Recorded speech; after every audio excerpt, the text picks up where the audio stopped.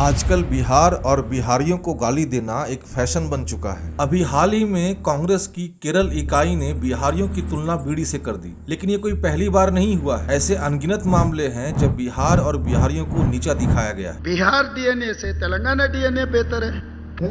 நல்ல இங்கே ஆங்கிலம் தெரிந்த காரணம்லாம் நீங்க ஐடி கம்பெனியில் கை நிறைய சம்பளம் வாங்குறாங்க. இல்லாட்டி பாருங்க ஹிந்தின்னாங்களே உங்களுக்கு நல்லா தெரியும். இன்னைக்கு பில்டிங் கட்டுறது யாருங்க? இன்னைக்கு பாருங்க எல்லா வேலையும் வந்து யூபில ஹிந்தி மட்டும் படிக்கிறவன் தான், பீகார்ல ஹிந்தி மட்டும் படிக்கிறவன் இங்க வந்து தமிழை கத்துக்கிட்டு இன்னைக்கு நம்ம வீடு கட்டி தரான், சாலையை பெருக்கிறான், குக்கூஸ் கழுவுறான். இதாங்க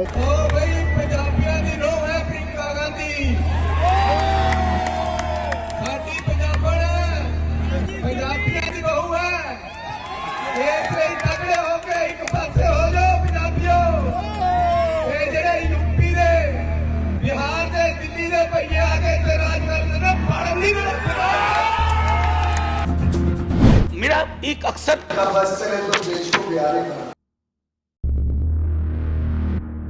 मीटिंग तुम कर लो, मैं बिहार में उधर छोटे मोटे राष्ट्र में जाकर उनकी तकलीफत सुनूंगा। Nehru has triggered a fresh controversy after making rather derogatory remarks about the people of Bihar. On July 23rd, K.N. Nehru said that people from Bihar are not as intelligent as Tamilians. The remarks happened really at an employment campaign. जब ऐसा सुनते हैं तो बुरा लगता है, गुस्सा भी आता है, लेकिन जरा सोचिए आखिर ऐसा क्यों होता है? क्या आपने कभी सुना है कि किसी ने तमिलों को, पंजाबियों को या कन्नड़ या मलयाली लोगों को सरेआम अपमानित किया हो? शायद नहीं, लेकिन बिहार हर किसी के निशाने पर रहता है। हम तो हर किसी के लिए एक आसान जोक है, एक सस्ता मजाक। अब ध्यान से सुनिए, अगर किसी ने बिहार के बारे में कुछ गलत बोल दिया तो ज्यादा सेंटी होने की जरूरत नहीं है, बल्कि यह समझने की जरूरत है कि ऐसा हमारे साथ बार बार क्यों होता है, क्यों लोग हमें अपमानित करने की हिम्मत करते हैं। लोग कहते हैं देखो बिहारी को गाली दी गई, बिहारियों से भेदभाव हो रहा है, लेकिन मैं कहता हूँ अब ये भावुक होने का समय नहीं है। अब हमें ये समझना होगा कि ऐसा हमारे साथ ही बार बार क्यों होता है, क्यों लोग हम पर उंगली उठाने की हिम्मत करते हैं। जब विकास, शिक्षा, रोजगार के हर पैमाने पर हमारा राज्य सबसे पीछे हो तो लोग हम पर हंसेंगे नहीं तो क्या करेंगे? ये कड़वा सच है, लेकिन यही हमारा आईना है। जब तक बिहार अपने पैरों पर खड़ा नहीं होगा तब तक लोग इसका मजाक उड़ाते रहेंगे। और बिहार आगे बढ़े कैसे? क्योंकि यहाँ की जो सबसे बड़ी बीमारी है वो जातिवाद है। यहाँ आज भी वोट इस आधार पर नहीं पड़ता कि उम्मीदवार कितना काबिल है, बल्कि इस पर पड़ता है कि वह किस जाति से आता है। और अगर भारत में सबसे कट्टर जातिवाद किसी जगह दिखता है तो वह बिहार के यादवों के भीतर दिखाई देता है। लालू प्रसाद यादव को कोर्ट ने सजा सुना दी, उन्हें भ्रष्टाचार का दोषी साबित कर दिया, लेकिन इसके बावजूद यादव समाज का बड़ा हिस्सा बिना सोचे समझे आंखें मूंद कर सिर्फ जाति के नाम पर उन्हें वोट दे देता है। इंडियन एक्सप्रेस की रिपोर्ट के अनुसार 2020 के विधानसभा चुनाव में यादवों का वोट एक तरफा आरजेडी की झोली में गया। आंकड़े बताते हैं कि करीब 83% यादव मतदाताओं ने लालू परिवार की पार्टी को समर्थन दिया। ये संख्या मुसलमानों के 76% समर्थन से भी कहीं ज्यादा है। और यह मत सोचिए कि यह सिर्फ गाँव के अनपढ़ यादवों की कहानी है, जो पढ़े लिखे नहीं है या जो कम पढ़े लिखे हैं। ये हाल पढ़े लिखे डॉक्टर, इंजीनियर, वकील और शिक्षक का भी है। यादव जितना भी पढ़ लिख ले, जितना भी आधुनिक बनने की कोशिश कर ले, लेकिन जातिवाद की इस गहरी दलदल से बाहर नहीं निकल पाते। मुझे तो पर्सनली तेजस्वी यादव बहुत अच्छे लग रहे हैं। मैं खुद यादव हूँ और मैं यादव को सपोर्ट करती हूँ और मुझे लालू यादव मतलब पसंद है।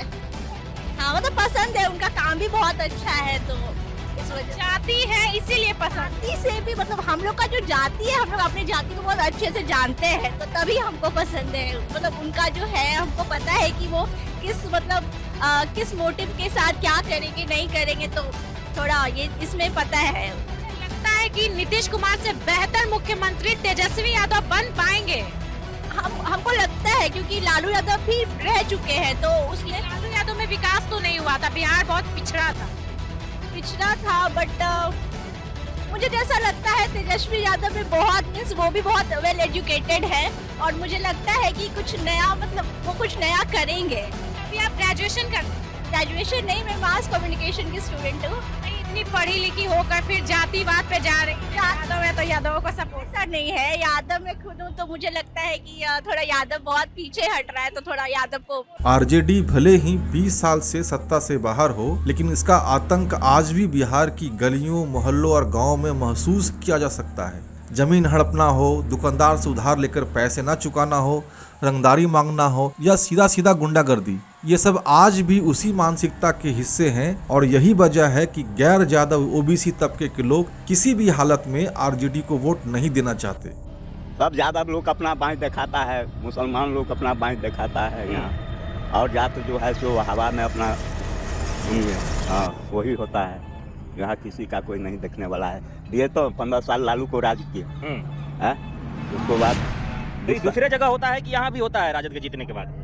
हर जगह पूरे बिहार में होता है, खून खराबी होता है। इसी जातिवाद के कारण बिहार की राजनीति दो हिस्सों में बढ़ चुकी है। एक तरफ वो लोग हैं जो हर हाल में लालू और उनकी पार्टी को वोट देंगे, चाहे हालात जैसे भी हों, और दूसरी तरफ वे लोग हैं जो सिर्फ लालू और उनकी पार्टी को रोकने के लिए वोट करते हैं। लालटेन छाप को काहे नहीं देते हैं आप लोग? अब नहीं देते, हमरा को दिल होता है, आत्मा होता है, नहीं देते हैं। अब मुस्लिम सब यादव सब उनके लंगे नाच कर लगता है। एक वो जीतता है तो सारी रेखा को बंद कर देता है, पूरा इलाके बंद कर देता है जीतने के बाद। उसको अभी मुखिया है तो अपना राज चला रहा है।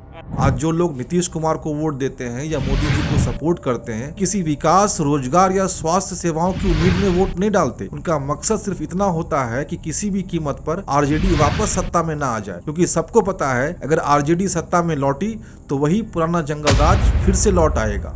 और सबसे बड़ी विडंबना यह है कि एक ऐसी पार्टी जो कभी भ्रष्टाचार और गुंडा राज की प्रतीक थी, आज भी बिहार की सबसे बड़ी राजनीतिक ताकत बनी हुई है। तो क्या ये बाहरी लोगों की गलती है? नहीं, ये हमारी अपनी सोच, हमारी अपनी मानसिकता और हमारी अपनी राजनीति का नतीजा है। तो जरा सोचिए, ऐसे में शिक्षा, स्वास्थ्य और रोजगार जैसे असली मुद्दों पर चर्चा कब होगी? इन पर ध्यान देने की जगह ही कहाँ है? ये सच है कि बिहारी बहुत मेहनती, प्रतिभाशाली और ईमानदार होते हैं। यही बिहारी जब बिहार से बाहर निकलकर देश विदेश में जाते हैं तो नाम कमाते हैं, लेकिन अपने ही प्रदेश में वो जातिवाद और भ्रष्ट राजनीति के कारण पीछे रह जाते हैं। यही वजह है कि दुनिया की नज़रों में हमारी पहचान मेहनती और जुझारू की जगह मजाक का पात्र बन गई है।